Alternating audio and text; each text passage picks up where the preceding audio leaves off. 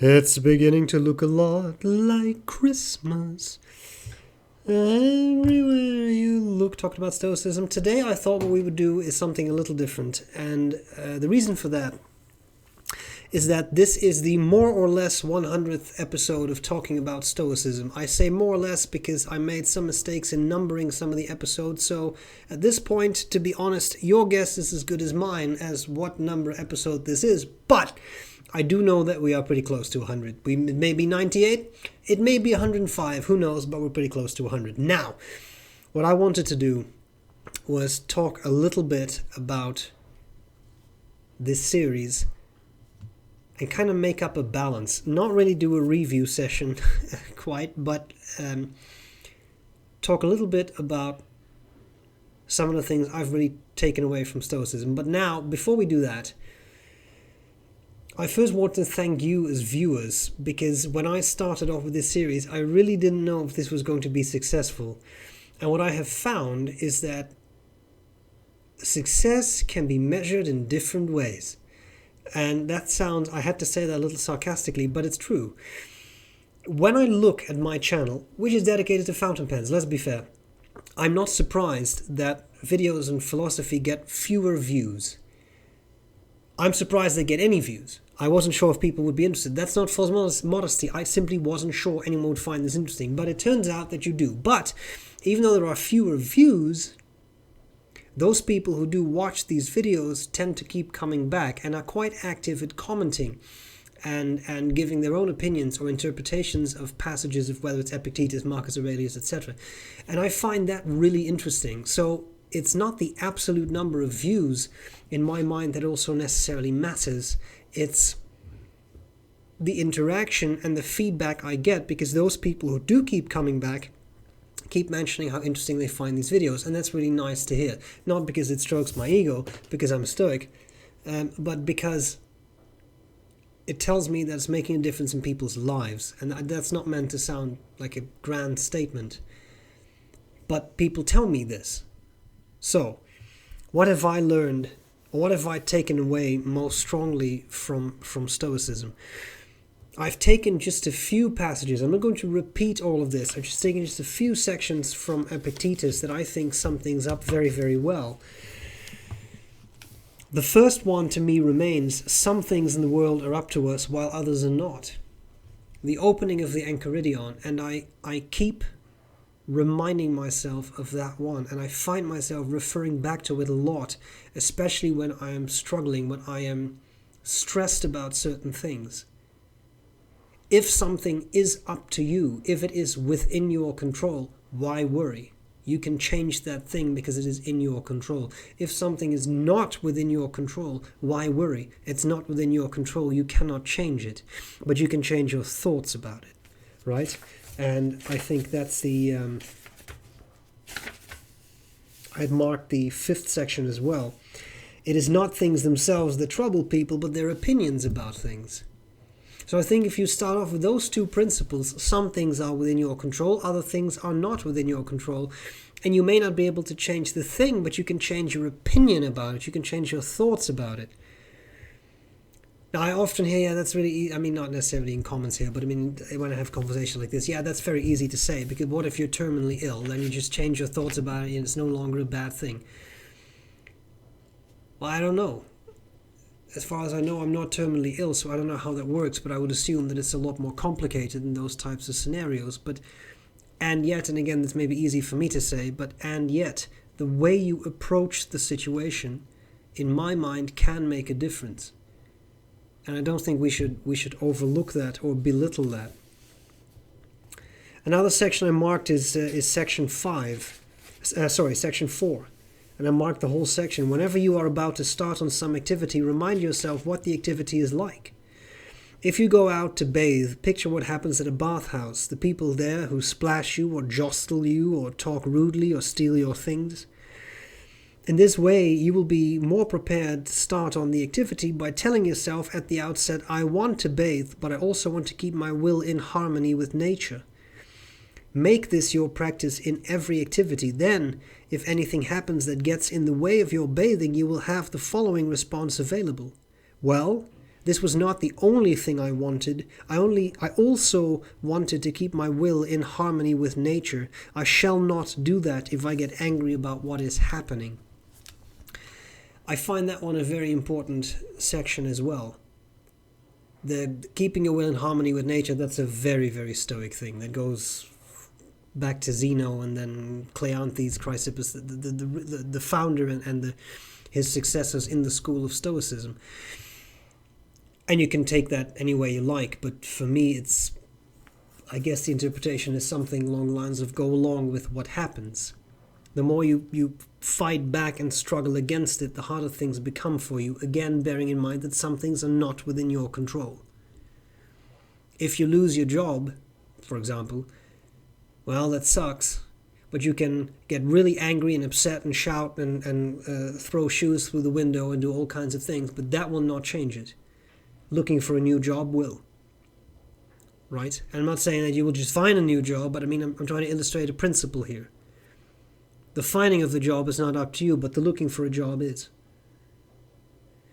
And that continuous readjusting your mindset, is it within my control? Is it not within my control? Is it the thing that upsets me, or is it my thoughts about that thing? I think those two principles alone make a huge difference. But now if you add this one, well, I wanted to do two things. I'm going to have a conversation with this difficult colleague who always drives me insane, but I have to have this conversation. And I want to keep my will in harmony with nature. In other words, I don't want to be gravely upset. I want to stay calm. Now I have to do these things.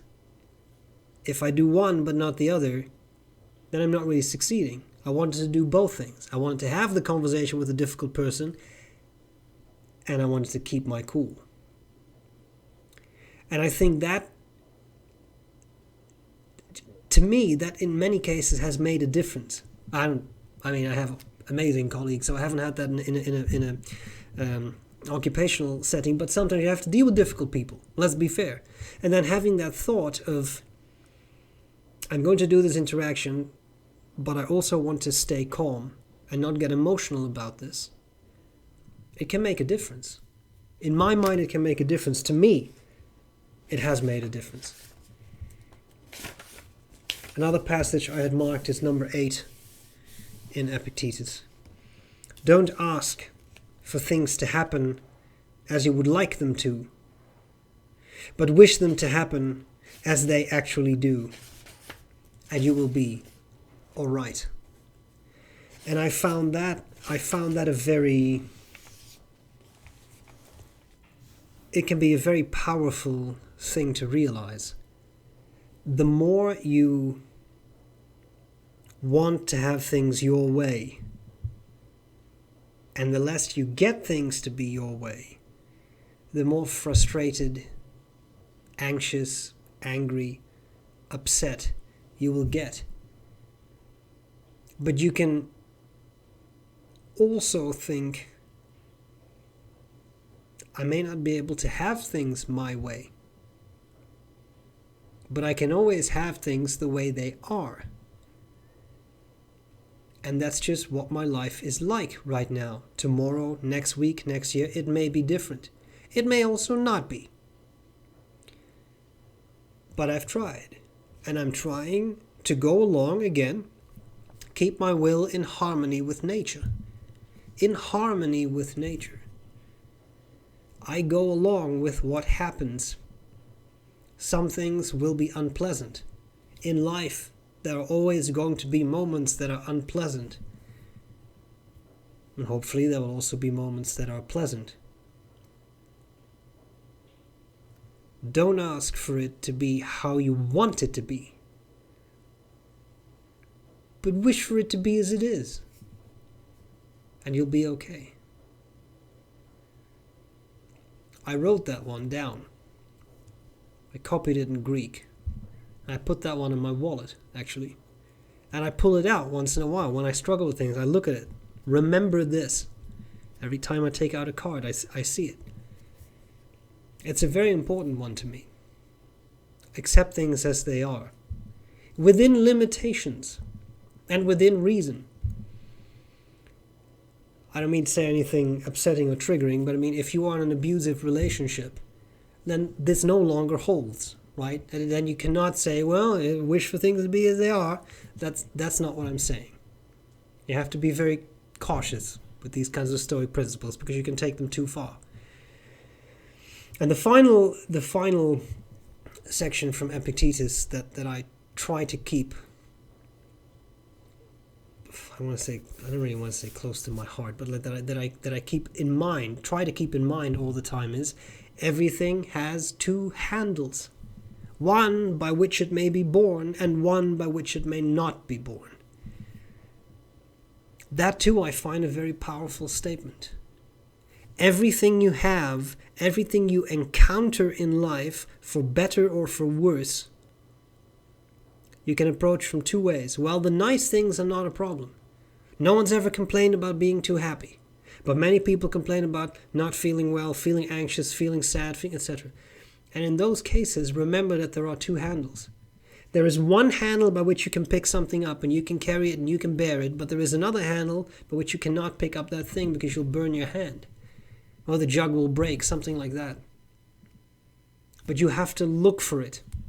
And sometimes this ties in very nicely to the other things. Some things are within your control, some things are not within your control. If something is not within your control and you approach it as if it was in your control, you will fail and you will suffer. Were it not better to then think, I may not like this, but it is right now not within my control.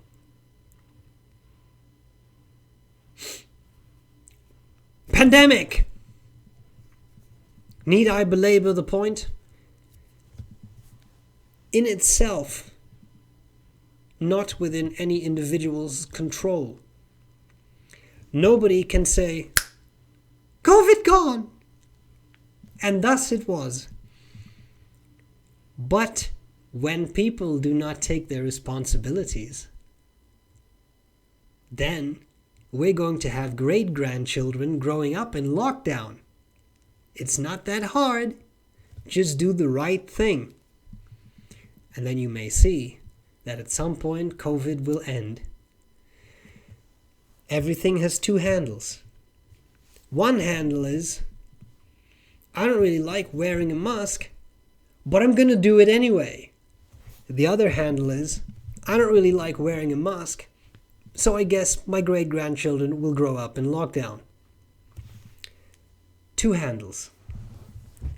Pick one.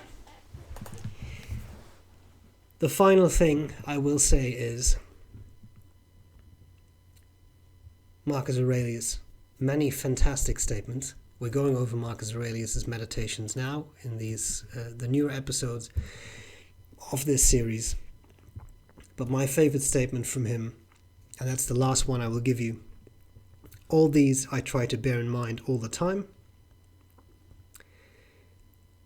And I think my favorite Marcus Aurelius statement is not, stop talking about what it's like to be a good man, be one. It's not the thing that bothers you, but the way you think about it, because we already had that in Epictetus. He has many of these beautiful sort of one-liners. Ryan Holiday exploited one for the title of one of his books. The obstacle is the way, right? You have to get... All of that's great.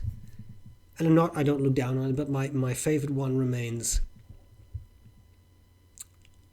The universe is change, and life is opinion. I find that a very comforting statement. The universe is change. Good circumstances may change, but so will bad circumstances. Because the way the universe is just the way it functions, right? Things change all the time. And even something that's unpleasant, pandemic, may at some point change if people do the right thing. And the second thing is, life is opinion.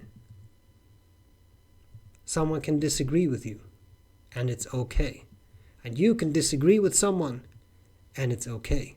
As long as everyone is respectful about it, pandemic, we're going to be okay.